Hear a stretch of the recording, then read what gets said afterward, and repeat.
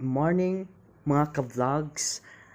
Welcome back to my YouTube channel again and again and again.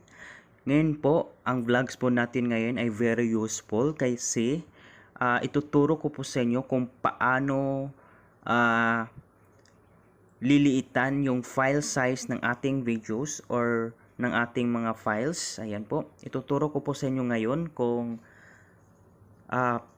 paano natin masusolusyonan yung mga mabibigat na files ng ating mga videos, especially para makapag-upload tayo ng videos sa YouTube na madali lang. Ayan, kasi po once na mabigat po yung files natin, matagal po siyang i-upload sa YouTube. Kaya ayan, tuturo ko po sa inyo. Tara, samahan nyo ako. Let's go! First, i-download po muna natin yung ating video compressor. Kaya mayroon na po akong na-download na video compressor dito, at ito po yun, video Panda compressor. Ayan po, super useful po to sa akin guys at sa inyo. Ayan, video Panda compressor. Ayan, for example lang, ito pong aking 79 MB. Ayan, i-compress po natin yan, and sa tulong po ng ating compressor ay instead of 79 MB yan, liliit pa yan. Ayan, malaking tulong po to, especially sa atin mga YouTuber and vloggers. Ito aking 79 MB. Ayan, tapos click next po tayo. Ayan, pipili ka lang po. Ikaw lang pong bahala kung anong gusto mong quality. Ayan, meron po tayong small file, easy share, acceptable quality, quickest compression time, low resolution. Ayan, 640 by 360. Mayroon din po tayong medium file, better quality, medium compression time, medium resolution, 960 by 540. Meron din tayong large file, just compress, best quality, slowest compression time, original resolution, 1920 by 1080. Meron din tayong fit to email, custom resolution. Ayan, pwede ka rin mag-customize ng yung resolution. Pwede ikaw na bahala. Ayan, marami po dito. Ayan, ako po, kadalasan ko pong ginagamit ay large file, just compress. Ayan, same quality lang po siya ng ating original files, pero liliit po yung kanyang storage. Ayan po. Ayan, i-click ko po yung tong large file.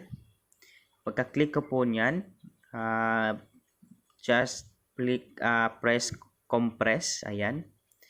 Ayan po, mag-aantay lang po tayo ng ilang minuto kasi i-squeeze pa po yung file natin ni Video Panda. Malaking tulong po to guys, kasi naghahanap talaga ako ng video compressor po. Kasi halos lahat ng mga videos ko is matataas yung storage niya or yung MB niya. Yung iba nga lagpas 1 GB, kaya nahihirapan ako sa pag-upload kasi once na malaki yung size niya, yung file size po natin or yung storage niya, maano po siya, matagal po siyang i-upload. Kaya super useful talaga itong mga compressor na to sa pag-compress ng ating videos at the same quality. Ito po talaga yung mga hinahanap ko kasi once na compress na siya, madali mo na siyang i-upload sa YouTube. Kasi sa sinasabi ko nga, pag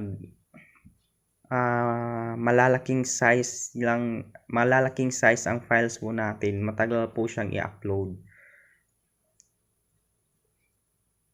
Ayan po, nasa 38% na po tayo. Antayin lang po natin siyang mag 100%. Pag just compress lang yung large files, same quality lang siya, kaya medyo mabagal siya. Pero pag yung medium tsaka yung easy file lang, ilang minuto lang matatapos na yon. Pero ito, nasa mga 5 minutes ata to, or 5 to 10 minutes bago siya matapos. Depende po sa size ng ating videos. Malaki pong tulong to guys, mga ka-vlogs. Malaking tulong po ito sa atin para makatipid tayo ng storage sa ating phone, especially sa mga smartphones na may mababang storage lang. Super useful po sa atin to para hindi maghang ang ating mga smartphones. This is very easy to download guys sa Google Play Store. This is easy to download guys sa Google Play Store, and I don't know kung meron din to sa App Store para sa mga iPhone. Ayan guys, malapit na po tayo guys. Nasa 80 plus na po tayo. Panda is nearly done. Ayan po. Ang cute ni Panda. Ayan guys, tapos na mag-compress si Panda. Ayan, kung makikita nyo po, yung original size niya po is 79 MB. While yung pagka-compress na niya at the same quality pa rin, nagiging 38 MB na lang siya. 38 megabytes. Ayan po. Pwede rin natin siyang i-compare para makita natin kung ano. Ayan. Press muna natin tong original.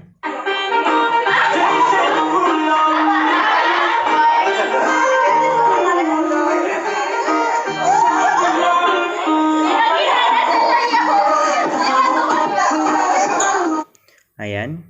And pagka-compress natin, ayan, 51% na save natin. Ayan, same quality lang po guys. Same quality pero nagiging ano na po siya. Ayan, malaking tulong talaga sa atin to si video compressor guys. Panda video compressor. Ayan po. Video Panda compressor I mean. And ayun, dahil na-compare mo na siya, nakita mo na yung ano, kung may na-differentiate mo na siya, at nakikita naman natin na same quality lang siya. Ayan, isi-save po natin siya. Press save para ma-save po siya sa ating folder. Ayan. And ayun, sana nagustuhan yung ating tutorial guys. And before po tayo mag-end, please don't forget to subscribe my channel, like, comment down below, and click the notification bell para lagi kayong updated sa aking mga tutorials. Maraming salamat po. God bless and good luck.